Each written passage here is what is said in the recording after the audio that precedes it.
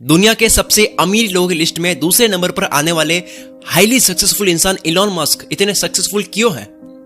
है ये तो सबको पता है, लेकिन क्यों है? और वो भी एकदम सही तरीके से नहीं पता लोगों को कि वो क्यों है। जो हाल ही में दुनिया के पहले सबसे अमीर बन गए थे, अब वो जेफ बेजोस से $1-2 बिलियन पीछे चले गए। ये आगे पीछे तो चलता रहता है। मैं पैसा दिखाकर इलॉन मस्क को बड़ा नहीं दिखाना चाहता। वो जो कर रहे हैं ना, वो जो है, वो दुनिया के सबसे अमीर बनने से कहीं ऊपर है। क्यों इलॉन मस्क ऐसे है कि जब कोई ट्विटर पर ट्वीट करता है कि इलॉन मस्क अब दुनिया के सबसे अमीर आदमी है, तो ट्विटर पर इलॉन मस्क खुद रिस्पॉन्स करते हैं उस ट्वीट का कि कितनी अनोखी बात है, जो भी है काम पर लगते हैं फिर से। आज मैं आपको इलॉन मस्क के बारे में कुछ ऐसी रिसर्च बताने वाला हूं जो आपको नहीं पता, जो आपने कहीं नहीं देखी होगी, जो इलॉन मस्क को दुनिया से काफी अलग बनाती है। पहला है हाईली कॉम्पिटिटिव। इलॉन मस्क इतने ज्यादा कॉम्पिटिटिव है, वो अपना कॉम्पिटिशन किसी के साथ में करना चाहते ही नहीं है। वो हर बार अपने हार्डवर्क से, अपने कंपटीशन से आगे ही जाना चाहते हैं। एक बार एशली वांस नाम के ऑथर ने अपनी बुक में Elon Musk, Tesla, SpaceX and quest for a fantastic future, इस बुक के लिए ऑथर ने इलॉन मस्क की फर्स्ट वाइफ जस्टिन विल्सन का इंटरव्यू लिया। तब जस्टिन ने बताया कि जब कॉलेज में साथ में थे, तब जस्टिन के 97 ग्रेड आए थे और इलॉन मस्क के 98 आए थे, लेकिन इलॉन मस्क को उसमें भी कंपटीशन लगा।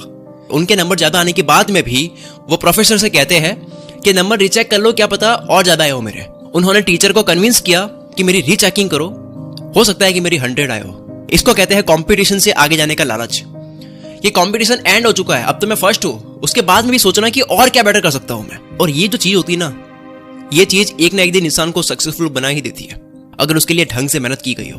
फिर आता है डिटर्मिनेशन। अपने बर्थडे के दिन तो आदमी कितना भी बिजी हो, वो अपने सेलिब्रेशन के लिए टाइम निकाल ही देता है, लेकिन इलॉन मस्क कोई सेलिब्रेशन करते ही नहीं है।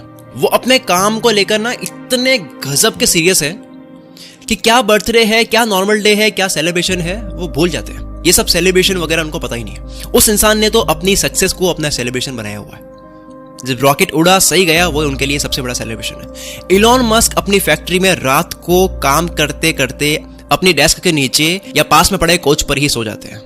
ऐसा नहीं है कि नींद आई तो फैक्ट्री में ही सो गए। वो इसलिए ऐसा करते हैं ताकि फैक्ट्री में जाकर फैक्ट्री में चल रही रोबोटिक्स मशीन को देख सके, और मशीन अगर रुक जाए तो वो उसकी वजह ढूंढ सके, उसको फिर से रेडी कर सके।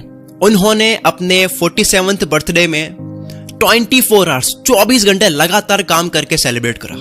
कुछ लोग सेलिब्रेशन के लिए वेट कर रहे थे फैक्ट्री में, लेकिन उस दिन 24 घंटे काम करा उन्होंने और फ्री नहीं हुए। फिर आती है बात शॉर्ट टर्म डेडलाइन की। अगर कोई काम है जिसको अगर आप करने बैठे हो तो 6 महीने लगते हैं, और आपसे कहा जाए कि उसको करना है 2 महीने में, तो कितनी हद पार हो जाएगी कि भाई 2 महीने में पॉसिबल ही नहीं है। इलॉन मस्क भी हर चीज में ऐसी हद पार करते हैं। वो हद पार करने वाले जिद्दी इंसान है। जैसा कि मैंने पहले बताया कि 2018 में उनकी टेस्ला कार की हाई डिमांड की वजह से शॉर्टेज आई, माल कम पड़ रहा था।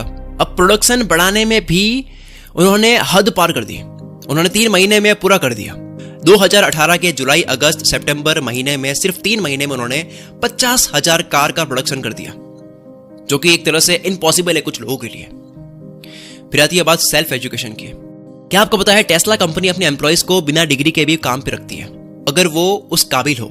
इलॉन मस्क ने एक इंटरव्यू में बताया कि आपको सीखने के लिए स्कूल पर डिपेंड होने की जरूरत नहीं है। स्कूल सिर्फ आपको 1% सिखाती है, 99% जो काम की चीजें है वो आपको खुद से सीखना होता है।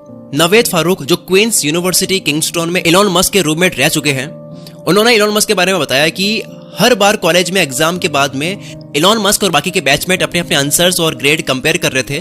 तब देखा कि इलॉन मस्क के मार्क्स और आंसर बाकी स्टूडेंट्स से कई ज्यादा बेहतर थे, और इलॉन मस्क के मार्क्स उनसे कंपेयर किए जो उस कॉलेज के सबसे ज्यादा नंबर लाने वाले स्टूडेंट्स थे। इलॉन मस्क उन सबसे कई ज्यादा बेहतर जानते थे। 2017 में रोलिंग स्टोन के मैगजीन में इलॉन मस्क ने कहा कि वो किताबों के बीच ही बड़े हुए। उन्होंने 9 साल की उम्र में एनसाइक्लोपीडिया ब्रिटानिका पूरी पढ़ ली।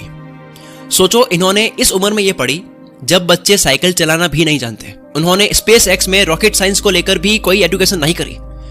उन्होंने रॉकेट साइंस भी, aerothermodynamics of gas turbine and rocket propulsion जैसी किताबें पढ़कर खुद से रॉकेट साइंस सीख ली। वो चीज सीख ली जिसको हम बोलते हैं कि रॉकेट साइंस थोड़ी है। रॉकेट साइंस मतलब सबसे टफ मानी जाती है, उसको खुद से सीखना बहुत बड़ी बात है। अब आता है क्विक डिसीजन। हर बड़े और सक्सेसफुल इंसान में फटाफट से डिसीजन लेने की कैपेबिलिटी होती है। हर इंसान में अगर है तो इलॉन मस्क में तो वो कूट कूट के भरी होगी। एक बार टेस्ला फैक्ट्री में मशीन टूल खराब हो गया था, जो सिर्फ फ्रांस में बनता है। लेकिन इलॉन मस्क ने उसे ऑर्डर नहीं किया कि वो बाद में आएगा, इतने दिन लगेंगे आने में, बल्कि प्राइवेट जेट निकाला अपना और फ्रांस चले गए उसको लेने के लिए, और सेम डे उसको लेकर आ गए ताकि काम डिस्टर्ब ना हो, ताकि प्रोडक्शन में कोई कमी ना हो, देरी ना हो। अगर ये बात भी आपको नॉर्मल लगे तो ऐसे बहुत किस्से हैं जिस पर कभी पहली फुर्सत में इलॉन मस्क के क्विक डिसीजन के ऊपर मैं वीडियो बनाऊंगा अलग से कभी। चलो एक और किस्सा सुनो।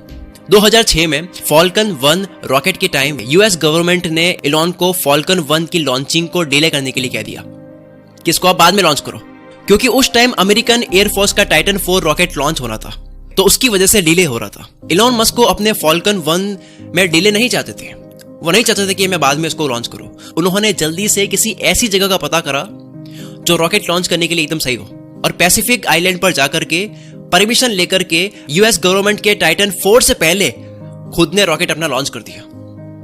यू कैंट का मतलब इनको पता नहीं था। इन्होंने बहुत कुछ सीखा, बहुत कुछ जाना, लेकिन इन्होंने यू कैंट का मतलब जाना ही नहीं। इन्होंने यू कैंट, मैं नहीं कर सकता, ये चीज उन्होंने नहीं सीखी, कहीं से नहीं सीखी। कई बार इलॉन मस्क ऐसे बिहेव करते हैं जैसे कि उनको ये पता ही नहीं है कि मैं नहीं कर सकता, ये नहीं हो सकता, ये कोई वर्ड भी है। अगर कोई उनको बोले कि इलॉन मस्क तुम ये नहीं कर सकते, तो वो बोलते हैं कि ये कैसी बात है, ये भी कोई वाक्य होता है? क्योंकि बहुत से लोगों ने बोला कि तुम इंटरनेट बैंक नहीं खोल सकते, उन्होंने पेपैल बना दिया। बहुत से लोगों ने बोला कि अमेरिका में अब कोई नई कार नहीं आ सकती, इतनी बड़ी बड़ी कंपनियां हैं जो 100 साल से 70-80 साल से टिकी हुई है। 2003 में आई है टेस्ला और आज इसका ये लेवल है। मतलब 100 साल लगे हैं, 70 साल लगे हैं कई बड़ी बड़ी कार कंपनीज को कि लोग उनको अच्छे से यूज करना शुरू करें, लोगों का विश्वास बढ़ जाए उस कंपनी पे। और टेस्ला अभी आई है, फोर्ड, शेवरलेट, ये सब कंपनी 100 साल पुरानी है। तो लोगों ने कहा कि अब कोई न्यू कार नहीं चलेगी, और इलॉन मस्क ने तब भी खोल दी और चला दी। कुछ लोग सोच रहे होंगे कि टेस्ला तो इलॉन मस्क ने नहीं खोली है। हाँ, लेकिन इलॉन मस्क ने जब पावर अपने हाथ में लिया था, टेस्ला कंपनी का कंट्रोल अपने हाथ में लिया था टेस्ला कंपनी का, तब टेस्ला इतनी बड़ी नहीं थी, बल्कि एक स्ट्रगलिंग कंपनी थी जिसमें इलॉन ने इन्वेस्ट करके उस कंपनी को बचाया, एक डूबती कंपनी को हाथ में लिए। तो बहुत से लोगों ने कहा कि कार की नई कंपनी नहीं आ सकती, इलॉन मस्क ने ला ली। बहुत से लोगों ने कहा कि तुम ऐसी कंपनी नहीं बना सकते जो स्पेस में रॉकेट लॉन्च करे, ये तो सिर्फ गवर्नमेंट के बस की बात होती है। लेकिन इलॉन मस्क ने स्पेस एक्स बना दिया। ये सब किस्से जानकर तो लगता है कि इलॉन मस्क को सच में कैंट का मतलब नहीं पता। कस्टमर सेटिस्फैक्शन की बात करते हैं, आप हिल जाओगे कि यार क्या आदमी है ये।